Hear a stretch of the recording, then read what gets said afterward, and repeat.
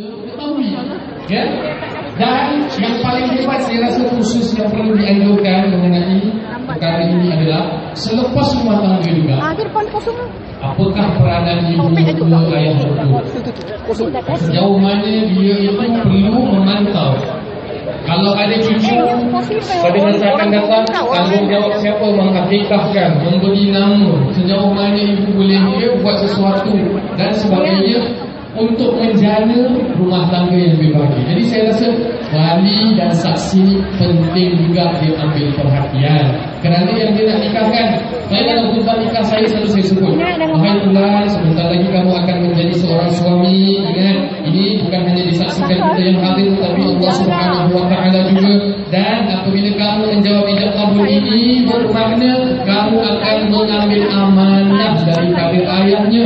Didiklah beliau seperti mana keluarganya telah mendidiknya, bimbinglah dia seperti mana keluarganya membesarkannya. Dia ambil amanah daripada awak.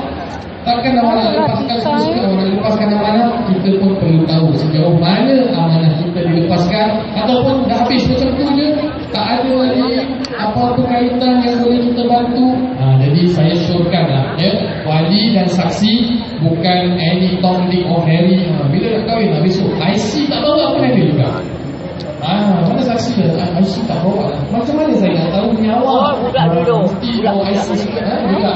Jadi perkara-perkara yang basic, yang fundamental, yang orang kata operational procedure dan juga persiapan diri sebagai wali dan saksi, kita ambil tahu. Dan ultimately itu adalah untuk ilmu, tak jadi masalah, ya. Kita tak kahwin kalau masuk saja, ya, khusus untuk menjadi wali dan saksi. Saya kira salah satu bila dia akan dianjurkan, mungkin kita boleh berikan penerangan, ya, anjuran daripada khusus ini. Jadi pada 16 Oktober hari Raya pertama kali diadakan di restoran Harga Maimunah di Jalan Pisang, InsyaAllah. Jadi kalau nak tahu lebih lanjut, nanti bolehlah ke gerai BDNI berhadapan dengan Madrasah Al-Arabiah B24 untuk mendaftar. Dan siapa yang mendaftar akan dapat yogurt percuma, yogurt ya, untuk 30 orang yang pertama, InsyaAllah. Jadi sepanjang hingga esok lah, ya, ini. Dan dalam perayaan juga semua akan dapat berjumpa dengan kaki ni lah masalah. Kami akan undang khusus ni 16 dan kami akan tengok macam mana respon dan kami akan adakan di berada sebelum mungkin menjemput ustaz-ustaz lagi. Ustaz, kita teruskan, ya. Ada soalan tak? Sini ada mikrofon, kalau ada soalan silakan ke depan, silakan. Assalamualaikum Haji. Assalamualaikum. Di sini saya ada masalah keluar. Saya ingin bertanya Ustaz, saya malu saya keluar, saya bukan bertanya. Apakah itu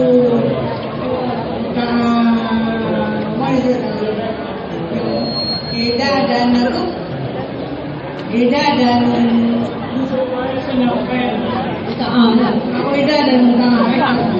boleh tolong menjelaskan, adakah itu hak laki-laki atau hak perempuan? Terima kasih. Terima kasih.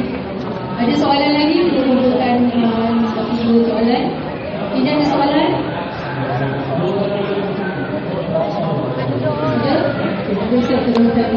Baik, terima kasih Ibu yang bertanya. Bagaimana Ibu kurang mengetahui mengenai perkara itu, saya juga kurang mengetahui mengenai perkara itu. Kenapa saya jawab demikian? Kerana urusan tersebut kita di Singapura khususnya perlulah kita rujuk pada mahkamah syariah. Ya, asal kalau kita jawab macam ni, nanti dia cakap ustaz tu cakap macam ni pada mahkamah syariah. Yang muktamad mahkamah syariah akan menentukan iddah, mut'ah dan sebagainya. Kerana apa? Kerana dia by case punya basis. Nanti kita tanya ni, dia jawab, dia tanya ni, jawab ni, ya. Baik. Tapi secara ringkas, iddah itu adalah jangka masa. Maaf, saya kahwinkan orang, saya tak suka cerai orang. Saya punya tugas bukan mengenai penceraian, ya. Ini luar daripada job scope dan pengetahuan saya sebenarnya. Saya nak orang happy kahwin, ikut buat sunat Nabi SAW, kita niat ibadah. Jadi begini, iddah ini secara ringkas adalah jangka masa yang diberikan kepada seorang wanita bagi memastikan bahawa beliau itu boleh dirujuk kembali. Kalau dia seorang isteri yang masih boleh haid dan nifas, ada darah haid, dia adalah 3 kali suci. Kalau dia yang masih budak kecil tidak ada haid ataupun sudah wanita dewasa diceraikan, dia adalah 4 bulan 10 hari dan sebagainya kalau orang yang mati suaminya. Begitu juga kalau seorang yang hamil, isterinya hamil diceraikan sehingga anak itu lahir, dan berbeza-beza iddah seseorang. Pada talak yang pertama, talak yang kedua boleh dirujuk, talak yang ketiga tidak boleh, dan sebagainya. Perlulah ibu bertanya secara lanjut di mahkamah syariah akan perincian iddah. Tapi perceraian itu atas hak suami. Tapi kita sebenarnya yang terkait adalah kita bila nikah selalu pengantin lelaki baca ta'liq. Pada tiap-tiap kali saya sebulan demi bulan meninggalkan isteri saya bulan demi bulan selama 4 bulan atau lebih, atau saya atau wakil saya tidak memberikan nafkah kepadanya sedangkan dia taat pada saya, dan sebagainya, maka mengadu isteri saya kepada mahkamah syariah dan didapati pengaduan isteri saya itu benar, maka gugurlah talak satu. Maknanya apa? Pada masa awal ni wanita pun ada hak juga. Haknya kalau mana dirinya itu dibiarkan, orang kata apa, gantung tak bertali lebih daripada 4 bulan 10 hari, wakil tak ada, dia pun tak kasi apa, dia pun senyap tak balik, ataupun dia masuk penjara 20 tahun dan sebagainya, dia mungkin ada hak untuk melepaskan dirinya pasal atau dan sebagainya. Apakah soalan ibu perlu dirujuk ke mahkamah syariah? Soalan lagi?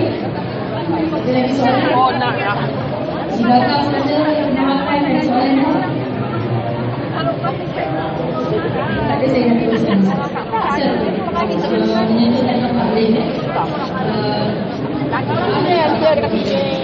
dalam beberapa kisah mereka yang tak ada khusus dalam tangga, dan bila nak kena sign baca taklim tu macam mana?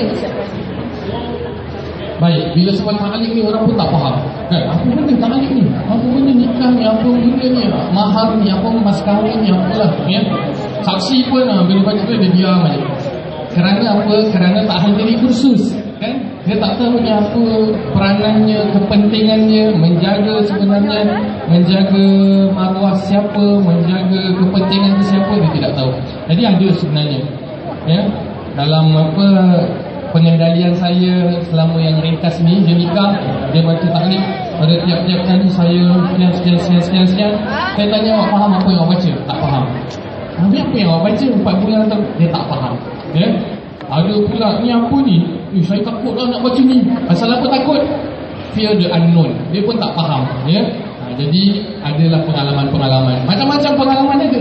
Macam-macam pengalaman ada. Salah satunya pengalaman-pengalaman yang kita lalui bila mana kita nikahkan. Ni ringkas je lah, pengalaman ringkas. Ada yang tanya hukum. Wah, wali dia terror macam ni. Sebelum saya nikahkan awak dengan anak saya ni, depan pagi ni saya nak tanya, bolehkah awak bacakan surah Fatihah dan tahiyat akhir? Saya cakap, tuan haji nak sembahyang sekarang ke? Ustaz, dia mesti tahu tu rukun qauli dalam solat, wajib ni. Jadi apa sebenarnya yang boleh kita buat? Memang betul awak nak lepaskan kepada orang, biar orang yang tahu solat lah sekurang-kurangnya, kan. Takkan tak tahu sembahyang, Fatihah tu rukun. Tapi dalam majlis tu pengantin tu sampai tak terbaca macam tu. Dia gamam lah. Saya yakin dia tahu baca Fatihah, kan tak tahu. Cuma gamam lah pengantin dah. Aku terima. Malam nak tidur, aku terima nikahnya. Aku terima nikahnya. Lain dia dah tak masuk dah. Tiba-tiba kena baca Fatihah, kan? Jadi apa maksudnya? Maksudnya macam-macam perkara berlaku pada majlis kalau kita tak ada persediaan daripada awal. Kita suka-suka sama orang, tak boleh. Saya cakap dengan bapaknya, tuan, niat tuan baik, nak ajar anak menantu tuan ni, bimbing dia, nak kasih dia tahu solat, baru boleh ambil anak tuan. Tapi kalau betul kita nak baik, kita di belakang tabir daripada awal ajalah, awal-awal. Ini ni nak malukan, saya cakap jangan macam